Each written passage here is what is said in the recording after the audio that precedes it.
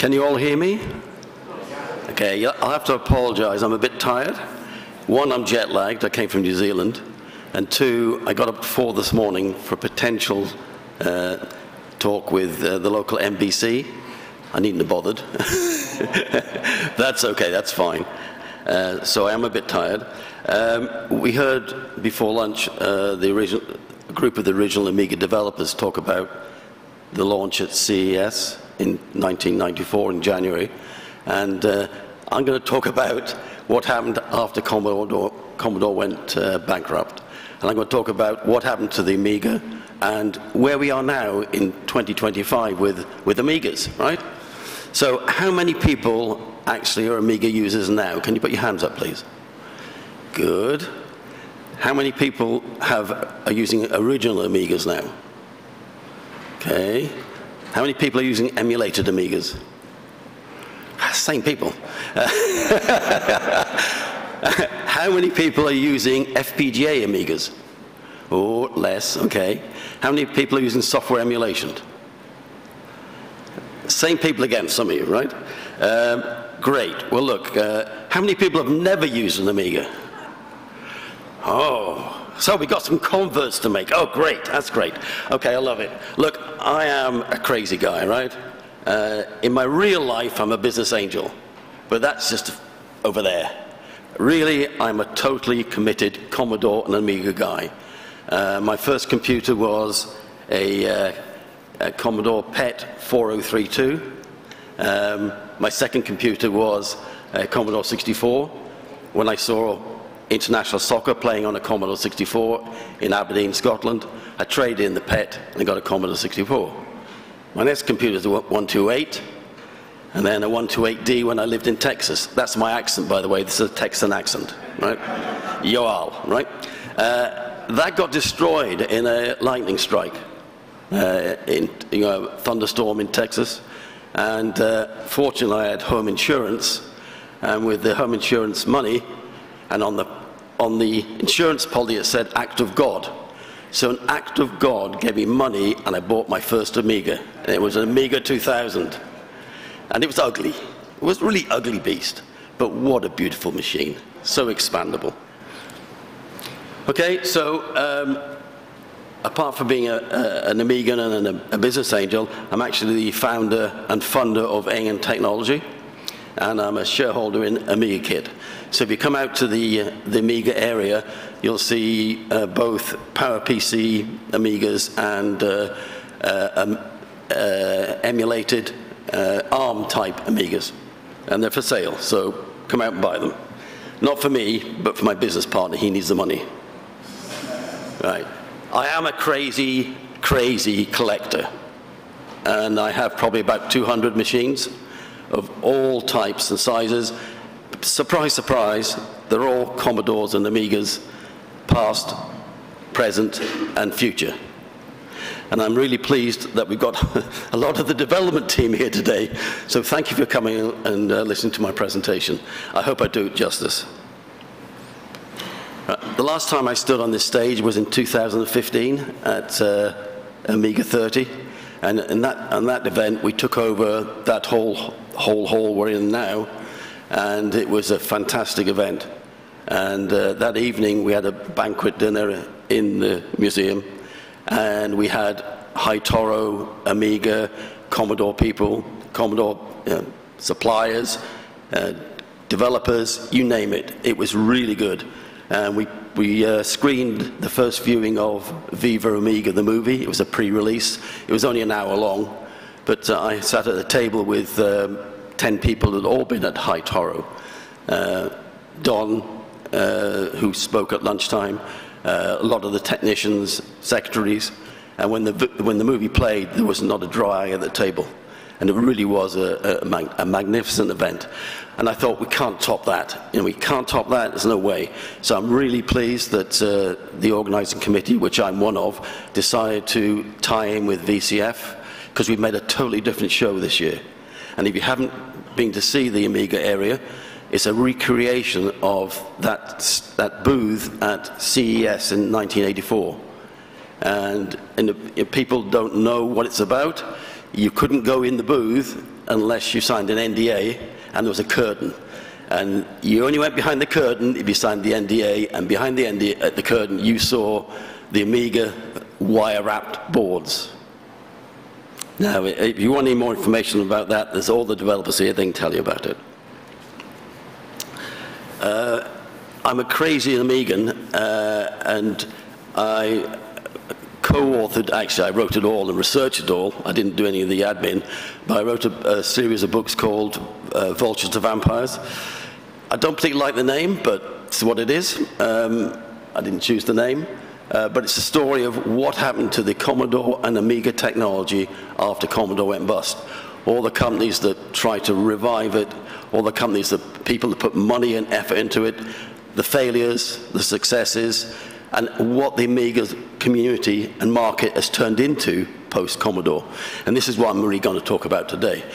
I thought I was knowledgeable, all the machines I've got, but when I was researching, I found out so much more information about the post-Commodore years, and a lot of people shared their stories with me, so that was really good. Right, is the Amiga dead? Well, if you've ever watched the movie Monty Python and the Holy Grail, there's a scene in there where there's a guy on a cart. He says, "I'm not dead." Yeah, you're not fooling anybody. Right? "I'm not dead." And they knock him out, right? The Amigas is not like that. Well, maybe it is, but we're not dead yet. For most Amigans, or a lot of classic Amigans, the only Amiga they qualify as Amiga is an Amiga built and made by Commodore running Amiga OS. And there's the whole Amiga OS family there. However, most of them have changed their machines, and they're like Frankenstein monsters. There's an old British TV sitcom where the guy said, "I've had this brush for 20 years. I've only changed the head 7 times and the shaft 15 times. The only thing that's left in many classic Amigas is the motherboard. Even my 2000, my trusty 2000, suffered death by Varta battery. So, the machines are very heavily upgraded. Very few have hard drives anymore. They've got every other little fixture. If you haven't been to an Amiga show, go to one, because you'll see so many wonderful and marvelous things. We see walking around today, see all the things and all the other groups are doing. It's just as bad. It's worse in the Amiga, I think. Worse being better. Classic Amiga, and I mean 68K Amiga, Commodore. Love it or loathe it, software emulation has kept it alive. And the first emulator that tried to emulate the Amiga was UAE, and it was called the Unusable Amiga Emulator. Then it was called maybe the Useful Amiga Emulator, because it got better and better. And UAE proved that you could actually emulate the Amiga custom chipsets in software. It has evolved tremendously over the years. The most popular version probably is WinUAE, which obviously is UAE for Windows. And there are many other variations of emulators which have been developed since. WinUAE became popular because of Bernie Meyer's just-in-time coding, so they could, on the fly, convert the 68K code to speed it up, making modern PCs much faster under emulation than any classic Amiga ever could be. Today, WinUAE is I won't even say it's bothered. Tony Willen does the maintenance of that. The latest version, just released last month, or this month, is WinUAE 6.0.0. There's so many other emulators. FSUAE,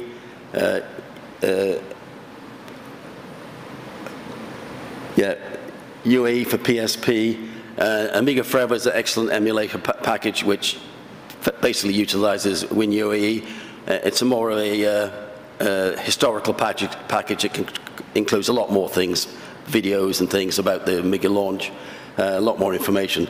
And that actually provided legal ROM images. So when the UE was first released, there was worry that it would lead to piracy, but Cloanto, doing a deal with Gateway, who owned the Amiga at the time, meant that anyone could get the ROM images from Amiga Forever and everything would be legal. So that helped emulation. As things improved, workbench distributions were developed, and these were like fully compiled workbench distributions to give users a better feel and use for their Amigas. Amiga in a Box was the first one. Amiga Sys, released in 2004, was another one. That's still being worked on today. AmiKit, by a young guy in Serbia. He's now in Croatia, I think. That's continued to be developed till today. The latest version, free version, was released in 2017. The latest paid version is released in April 2025, and that's 12.8.3 version. So it continues to be updated. Back in 1993, there was a concern that with Commodore's worsening financial condition, that the Amiga operating system would fall into disrepair, disuse. So a team got together and decided to try and create a new operating system, an Amiga replacement operating system. Nothing really happened with it. It was all volunteers until 1995, when a guy called Aaron Digula sparked discussions that eventually led to the create an OS compatible with Amiga OS 3.1. And that marked the birth of AROS. There are many AROS distributions. AROS Max was an attempt to put a package together which you could then load automatically on your PC and give you a full AROS setup.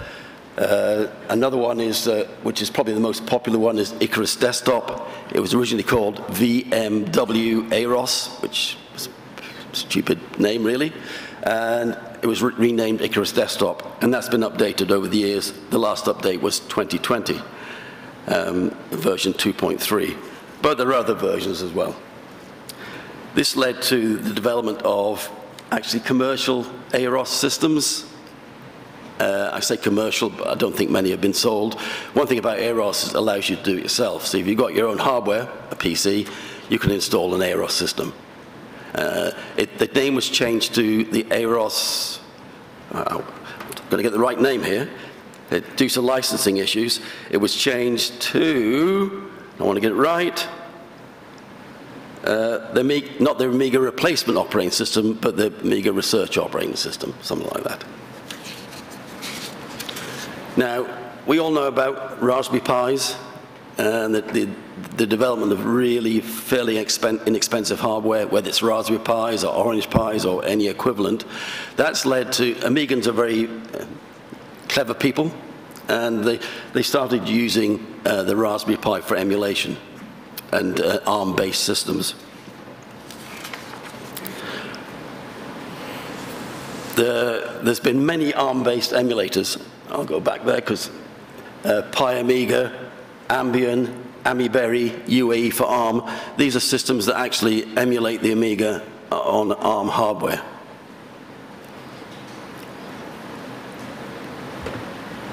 Which has led to the emulation of 68K Amiga systems. The first was one called Amiga, which I'm sure that was a Spanish company, and it's no longer made. We have the A500 Mini, which is an ARM-based system that comes with 25 games and is a nice little, thank you, a nice little, looks like an Amiga 500 case. Obviously, it's just a case. It's tiny, and there's no keys, but it's there. You'll see the A600 GS over at on the Amiga area. It is an ARM-based system. Again, it runs AmiBench, which is a Amiga-like operating system based on Amiberry and some AROS components. You can load your own ROM images. So if you've got legal ROM images from Cloanto or elsewhere, your own Amigas, then you can install those as well for ultimate compatibility. It has Wi-Fi, Bluetooth, USB, so it gives you, and it has Amiga joystick ports. The ultimate, from my point of view, is the new Amiga 1200 Next Gen NG, which is a replacement for the Amiga 1200 board. So you have all your Amiga ports, but you also have all the modern stuff: Wi-Fi, Bluetooth, USB, HDMI, and that can just replace the motherboard in your Amiga 1200. The problem is, Amiga 1200, what's that? Going to be at least 1992, possibly. So that's 33 years old. A lot of them are damaged beyond repair. So you can actually keep your Amiga keyboard, your case, your power supply, or it comes with a power supply, and you've got a modern Amiga Classic, which is faster than any other Amiga, that's the classic Amiga out there. One thing that towards the end, after Commodore went under, there was the development of next generation PowerPC Amigas. I'm particularly fond of them because I have a company that makes them, so that's obviously a reason. But the first ones were released in the early 2000s. One was called the Pegasus PowerPC, and the other one was called the Amiga 1 SE. The official one was a three-way agreement between Amiga Inc., the Amiga Inc. at the time, Hyperion, and Hyperion Entertainment, and a company called iTech in the UK. So it was a three-way agreement. iTech did the hardware, Hyperion did the software, and Amiga Inc. did the licensing. It was based on a reference board from Taiwan. The hardware wasn't very good, and they had a lot of problems. Pegasus also had the same problems, but they fixed it with some hardware chips. Both companies, Pegasus was B-Plan, come Genesi. They produced a number of machines over the next 5 years, as did iTech as part of the three-way agreement. So you had an Amiga 1 XE, various models, a micro Amiga 1, and Pegasus 2, and the Effica. The Pegasus didn't run Amiga OS 4, which was developed under the agreement with Hyperion and Amiga Inc. They had another operating system called MorphOS, and MorphOS was very similar to Amiga OS in the concept and use. Two operating systems. So for modern PowerPC Amigas, you have Amiga OS 4 and you have MorphOS. The latest version of MorphOS is 3.19, I think, and the latest version of OS 4 is 4.1, update 2 with update 3 on the way.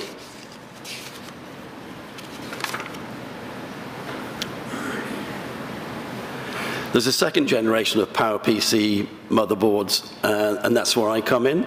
The first was created by a company called A-Cube in Italy, and they brought in the SAM 440, and then the SAM 460, and then the SAM 440 EP before the SAM 460. The SAM 460 is sometimes called an Amiga 1 500 because it was a license was given for OS 4 to call it that name.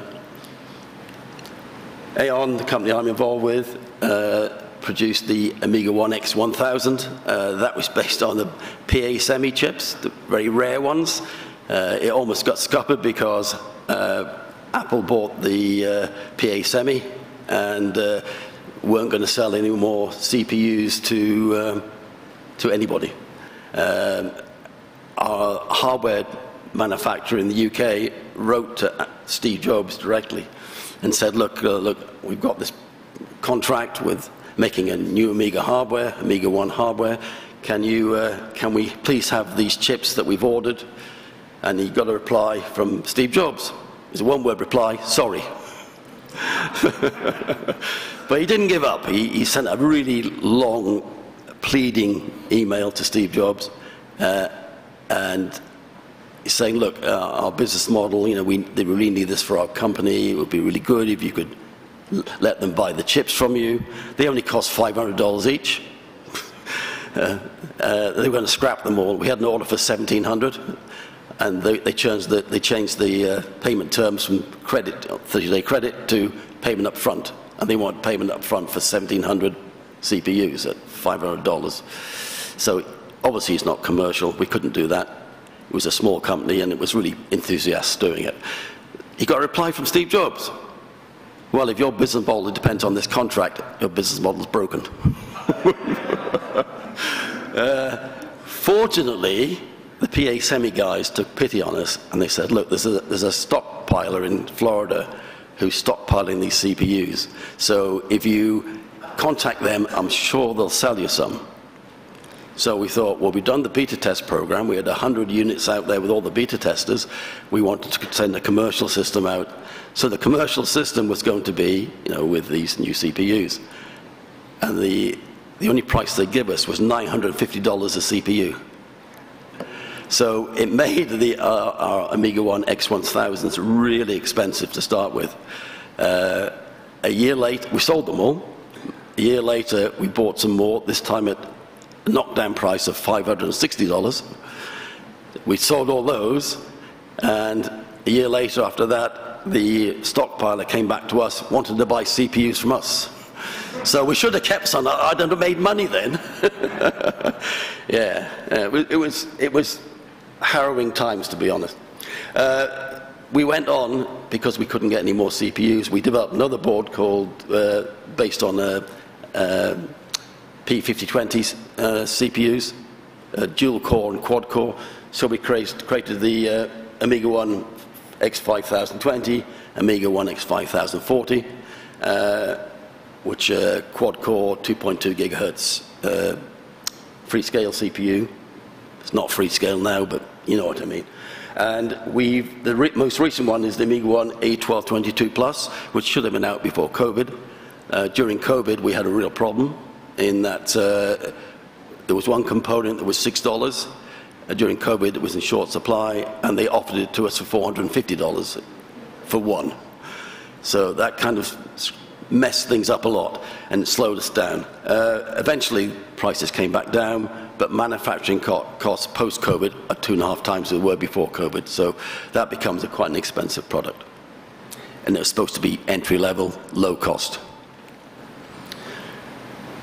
Clones. Amigans are great at creating a way of reproducing their machines. Back in 2005, a Dutch engineer called Dennis van Veeren decided that he could actually emulate all of the Amiga custom chipset in FPGAs. And he went to a couple of local computer shows, Commodore computer shows in the Netherlands, and he posted, look, I've produced this, I can emulate the Amiga custom chipset. Well, the forums went wild. You can't do that, it's impossible. So anyway, he did, and then eventually he created version 1 of the Mini-Mig. And the Mini-Mig, and then he open sourced it to the community. And the first Mini-Migs, Mini-Mig version 1.1, were produced by the same A-Cube that were working on the PowerPC. They did a great job. But Mini-Mig themselves have evolved over the period. And there's Dennis on the left, and that's Jens Schoenfeld, another important Amiga developer. He does a lot of accelerators. He does C64 Reloaded. He does FPGA cards. He did the Commodore 1. He did lots of things. But he's very important hardware developer in the Amiga community. And that was them at a show in Italy, where he didn't win the first prize in the show. I think he came second or third. Maybe Michael can remember that one. Other people were inspired.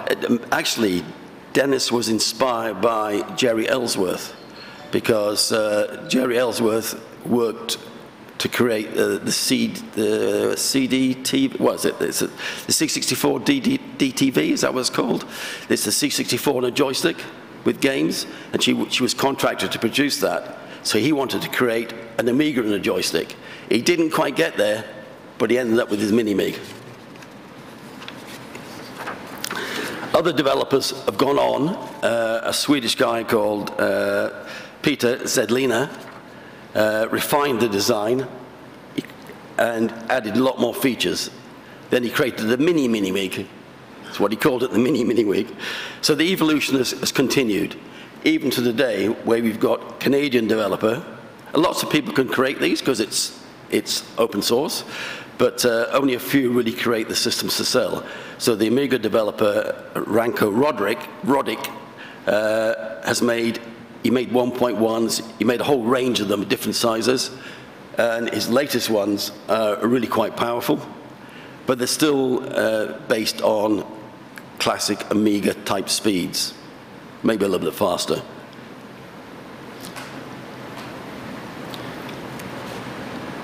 The Mini-Mig, Daniel, inspired other developers, Till Harbaum, and actually, any Atari enthusiasts here? Yeah, he was an Atari enthusiast, and he wanted to create an Atari ST FPGA. But he actually found it easier to do an Amiga one first, so the MIST became an FPGA that could run Amiga software. Eventually did get an Atari one as well, but these FPGAs started not to be able to run Amiga software or Atari. They started to run any core, any software core you could use, any retro PC, any console. I mean, anything you could create would run on FPGA. Of course, someone does it better. Well, I won't say better, differently. Alexei Melevnikov, he built the legacy Mini-Mig and MIST to create the MISTer, which is an open source project using the DE10 Nano motherboard. Again, powered by an Intel Cyclone 5 FPGA and ARM processor. And he wanted to replicate the Amiga and other retro systems accurately. And that's what he did. His boards go HDMI, analog audio, Ethernet, USB support, making it versatile for any enthusiast, any retro enthusiasts. So you'll see Amigans with MISTers, mainly running Amiga, but they can run almost whatever core they load at the time of powering up is what the machine is. It's really, really clever. And FPGAs aren't fast, but compared to retro computers, they're very fast. The latest one that I've seen is the MIST 1200 FPGA. So it's an Amiga 1200 in FPGA with some of the traditional ports and modern ports. This is an interesting one because way back in 2010, and it's an evolution really, a guy he actually, back in 2005 and 6, he was working with FPGAs, and he thought he could create FPGAs for all the custom chipsets on the Amiga, and he started to develop a board. So he worked for IBM PowerPC division in Germany, and all of his friends that worked there were all Amigans. So at lunchtime they'd talk Amiga, and then they go in and develop PowerPC chips for IBM. So they thought, well, let's create a native Amiga that's modern, and we'll use FPGA. And they did create a number of prototypes, but they never really finished it. But the FPGA work really advanced the development of a 68, 60, then 080. So they created an FPGA which was a really fast Amiga, a CPU. Tie that with another guy who decided to create an accelerator for the Amiga, for these. Why it was an A600, I don't know, an Amiga 600. Not that popular in the Amiga world. I think that's unfairly unpopular, but he was in Eastern Europe, so maybe they were in better supply in Eastern Europe and a little bit less expensive. He decided to create an accelerator in FPGA for the Amiga 600, and he called it the Vampire.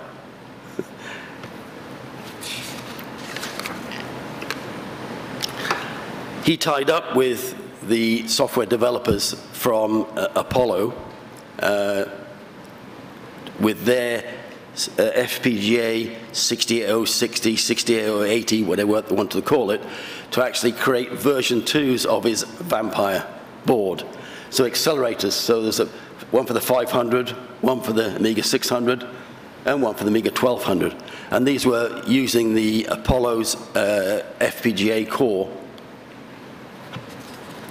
Unfortunately, they fell out. These things happen. So he went back to producing his Vampire V2s himself, whereas the Apollo people created a standalone Vampire. If you go to the Amiga Future display, you'll see a Vampire on the wall, along with a A1222 and another device which I haven't mentioned yet, and the A1200 NG and the A600 GS and something else. The Vampire accelerators have been created as add-ons for Amiga systems for all of the range really now. The first two were the Firebird and the Ice Drake, but now you've got version 4's versions for the Manticore, Salamander, and Phoenix for those machines that you can see up there. The event of crowdfunding, Amigans have really adopted crowdfunding because you can raise money and you can take the risk of creating the hardware or software that you want, or the books, or the movies, or whatever. And I've been impressed how inventive Amigans have been to raise money to get things produced.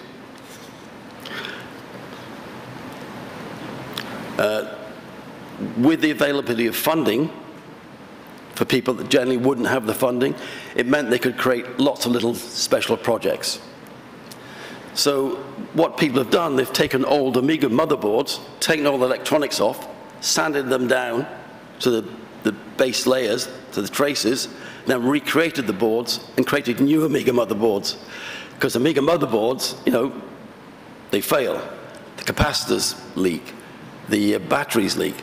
So we have lots and lots, they're called re-Amigas, of independent developers creating motherboards for other people to build. So you can get the motherboard, you can build it yourself, and some will even build it for you and supply the parts. So you're still using the standard Amiga components, but you're getting a new Amiga motherboard. Classic, yeah? And there's Amiga 1000s, it's called the Amiga 1100. There's accelerators, all created by smart engineers who use small volume manufacturing, and they're mostly using either pre-ordering or Kickstarters. One thing I found quite interesting is in Sweden there's a mysterious Mr. A. He does have a name, I'm not allowed to say it. He's very publicity shy, and he produces mini ITX versions of classic Amiga designs using the original Amiga chips but packing them into much smaller boards, multi-layered. So you had the Amy ITX, which was the first one, Denise and Lisa, and not only does he do the repackaging of the boards, he creates the Ethernet cards, the accelerator cards. He adds Zorro slots. If you're an Amigan, you know what a Zorro slot is. And the latest one is the Alicia 1200, a classic mini ITX Amiga 1200 variant using all the standard custom chips. And one thing that's really got classic Amigans excited in recent years is the PyStorm. PyStorm is really a carrier that allows you to take out the 68,000 CPU or whatever CPU you got, put in the PyStorm carrier, and then put a Raspberry Pi on top. You get all the features of the Raspberry Pi with your classic Amiga. Whether that's an Amiga or not, classic Amigas think it's an Amiga, so yes, it's an Amiga. So really, it comes back to what is an Amiga in 2025? Today we have emulation in software. Brilliant. We have PowerPC machines. Brilliant. We have ARM-based machines. We have FPGAs. So what's an Amiga? Well, I still think Amiga is these people. It's the developers, it's the users, it's the companies that are still putting stupid amounts of money into a product which offers very little financial return. But it gives people a lot of pleasure. So my question to you is, what's the Amiga in 2025? For me, it's the community, it's the people. It's the people who still are using and still believe. And also, is it dead? Not yet. Not yet dead. So I went through that quite quickly because I wanted time for questions, and I wasn't sure what sort of audience I want to get. And I say I'm very pleased that we've got original Amiga developers here. That's a real bonus for me. So I'm going to throw it open to questions now. Please. All right. I'll come to you.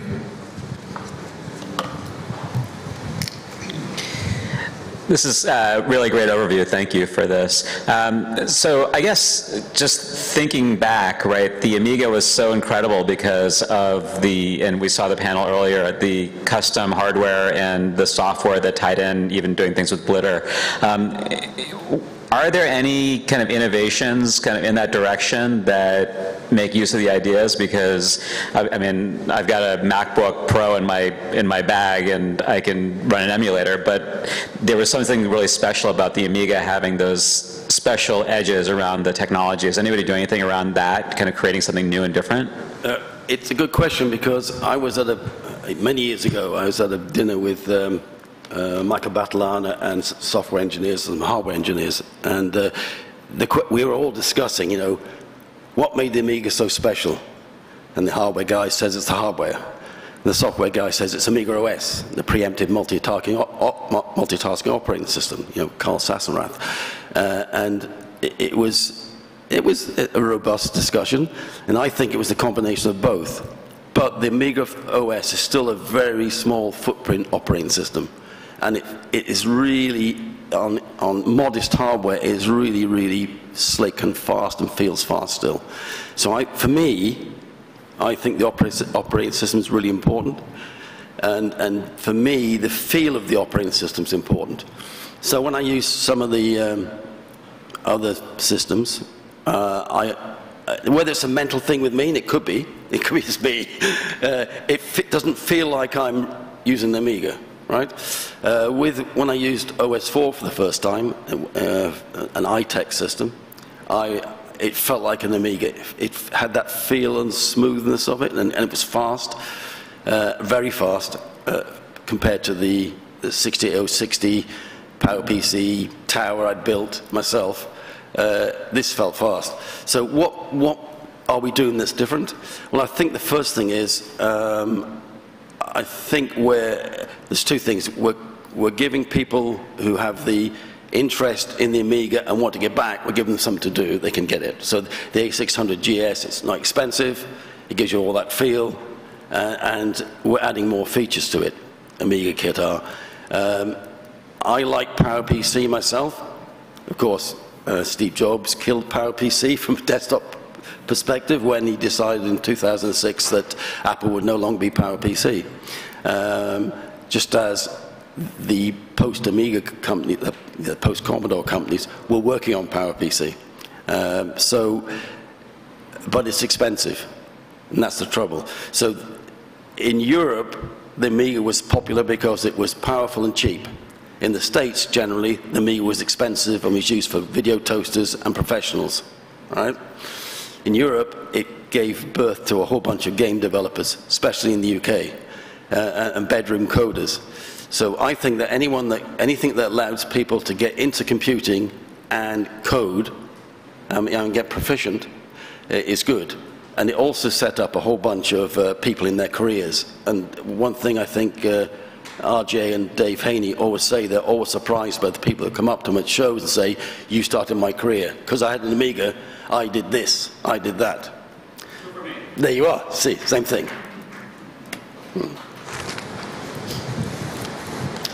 I don't think I answered your question, but I can answer it later. Trevor, hot topic, Commodore is back. So we're told, even earlier today I saw a post from Commodore Corporation saying signed, sealed, delivered. How do you see Amiga fitting in with that? Well, you'll have to ask the people that own the IP. Commodore, I mean, I'm pleased that the Commodore's doing something. I don't know what it means long term. When I wrote the Vultures to Vampire books, the owner of the Commodore IP, he provided a lot of information to me for one of the chapters in the book. I think it's chapter 10 in volume 2. They hold the license for Commodore IP. They've had lots of challenges themselves over the years from people trying to license or trademarks for Commodore, and people have done. So there are competing trademarks, although the ultimate licensee for Commodore officially is Commodore BV in the Netherlands. Who knows what will happen, and I'm sure it's not finished. As Amiga IP is owned totally separately. Whether they want to do something together in the future is up to them. So I can't really comment on that.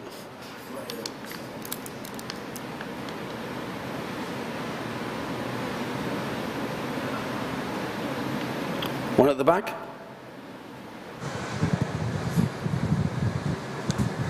Speaking of Amiga OS, do you know what the current state is of what's going on with Hyperion? Okay. I'm a very small shareholder in Hyperion, tiny. It's work in progress. There's been a management change, ownership change, and the new director, Timothy de Groot, has been working on cleaning up the accounts for the last 3 years. That's all been done now. Their intention is to continue to operate. That's their decision. Update 3 has been approved and should be coming out. I don't have any date on that because it's not my decision, I'm not involved. But they hope to keep a clean company going forward. I don't know if that answers the question or not.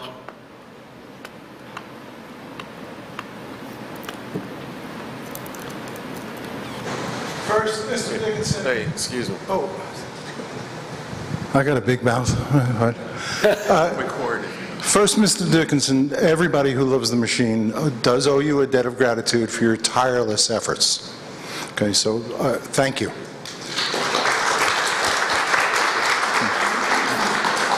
Second, in the grand tradition of Amiga shows of yesteryear, are you having a show special price on your products? For you, yes.